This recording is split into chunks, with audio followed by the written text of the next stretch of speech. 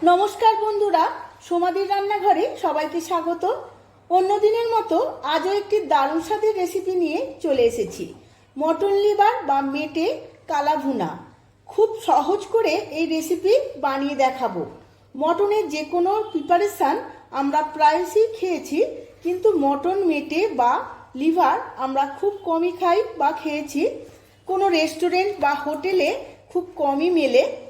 তাই বাড়িতে বসে কিভাবে বানিয়ে নেওয়া যায় তার জন্য সম্পূর্ণ ভিডিওটা দেখতে হবে। আমার চ্যানেলের নতুন বন্ধুদের কাছে অনুরোধ, চ্যানেলটিকে সাবস্ক্রাইব করার জন্য, আর পাশে থাকা বেল আইকনটি অবশ্যই প্রেস করে রাখবেন যাতে সমস্ত রান্নার নোটিফিকেশান সবার আগে আপনার কাছে পৌঁছে যায়। চলুন দেখে নেওয়া যাক রেসিপিটি।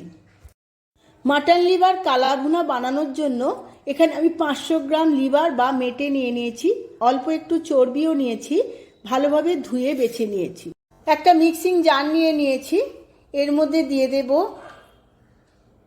1.5 ইঞ্চির মতো আদা, 10-12 কোয়া রসুন, 1 আঁটির মতো ধনে পাতা, আর দেব 4-5টা কাঁচা লঙ্কা, আর পেঁপের টুকরো কয়েকটা।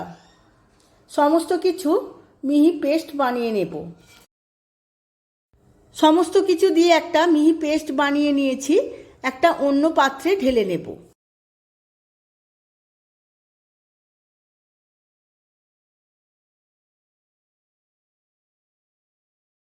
এবার এই পেস্টের মধ্যে দিয়ে দেব 2 থেকে 3 চামচ টক দই।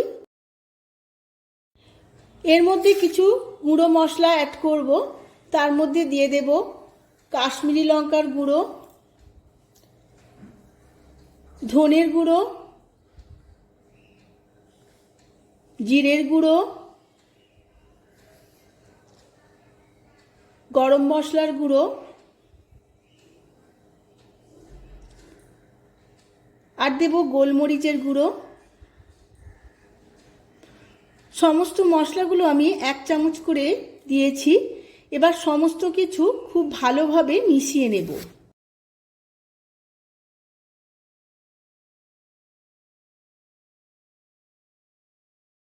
এই সমস্ত মিশ্রণটা খুব ভালোভাবে মিশিয়ে নিয়েছি।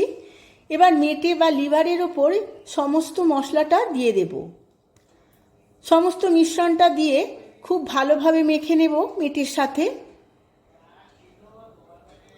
এইভাবে খুব ভালোভাবে মাখিয়ে নিয়ে আধ ঘন্টার মতো রেস্টে রেখে দেব, যাতে খুব সুন্দরভাবে ম্যারিনেটটা হয়। এখানে আমি 4টে পেঁয়াজ খুব ফাইনভাবে কেটে নিয়েছি বেরেস্তা বানানোর জন্য। কড়াই তেল বসিয়ে নিয়েছিলাম, তেলটা গরম হয়ে গেছে। এবার পেঁয়াজগুলো তেলের মধ্যে দিয়ে খুব ভালোভাবে ভেজে নেব। খুব লো ফ্লেমে ভাজতে হবে যাতে সমস্ত পেঁয়াজটা খুব সুন্দরভাবে মুচমুচে ভাজা হয়।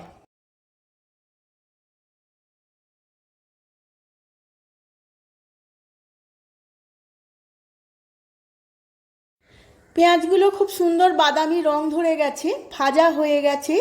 এবার তেল ছেঁকে পেঁয়াজগুলো একটা পেপারের ওপরে তুলে নেব, যাতে সমস্ত তেলটা পেপারটা অ্যাবজর্ব করে নেয়। এবার এই হাত দিয়ে এইভাবে মেলে দেব। এখন আমি একটা স্পেশাল মশলা বানিয়ে নেব। তার জন্য নিয়ে নিয়েছি কাশ্মীরি লঙ্কা 2টো, স্টার আনিস, অল্প একটু জয়িত্রী, 1/2 চামচ সাজিরে, 3টে ছোটো এলাচ, একটা বড় এলাচ, অল্প একটু দারচিনি, আর কয়েক টুকরো লবঙ্গ। সমস্ত কিছু ফ্রাই প্যানে দিয়ে ড্রাই রোস্ট করে নেব।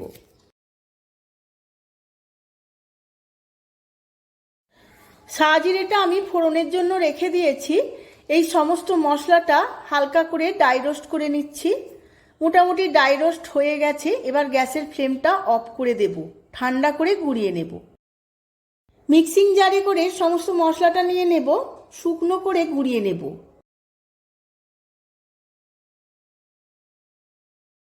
সমস্ত মশলাটা আমি শুকনো করে গুঁড়িয়ে নিয়েছি। এবার বেরেস্তা তৈরি করে নিয়েছিলাম, সেই বেরেস্তা সমস্ত এই মশলার মধ্যে দিয়ে আবারও একবার গুঁড়িয়ে নেব।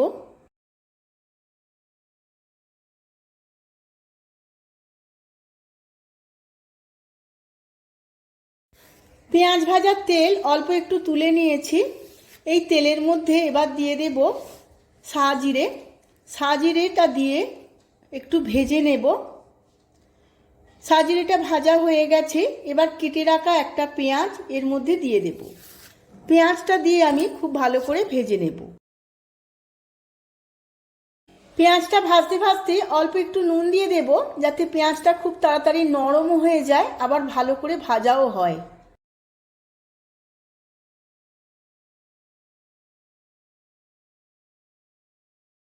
পেঁয়াজটা বেশ বাদামি রং ধরে গেছে, ভাজা হয়ে গেছে।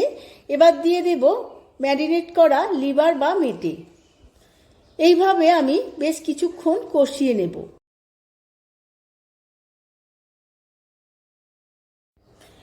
এইভাবে লিভার বা মেটেটা 15 থেকে 20 মিনিট খুব ভালোভাবে কষিয়ে নিতে হবে।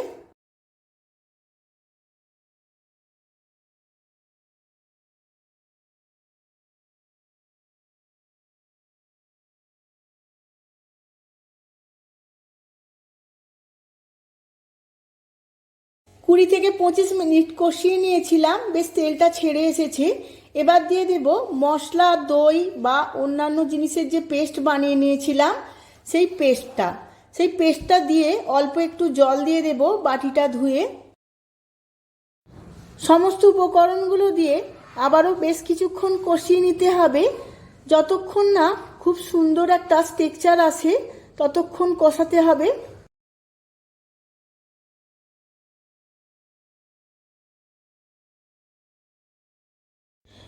এবার এই সময় কষাতে কষাতে দিয়ে দেব স্বাদ মতো নুন, আর দেব স্বাদের ব্যালেন্সের জন্য অল্প একটু চিনি। চিনিটা দেওয়ার ফলে কালারটাও খুব সুন্দর আসবে। আবারও কিছুক্ষণ কষিয়ে নেব।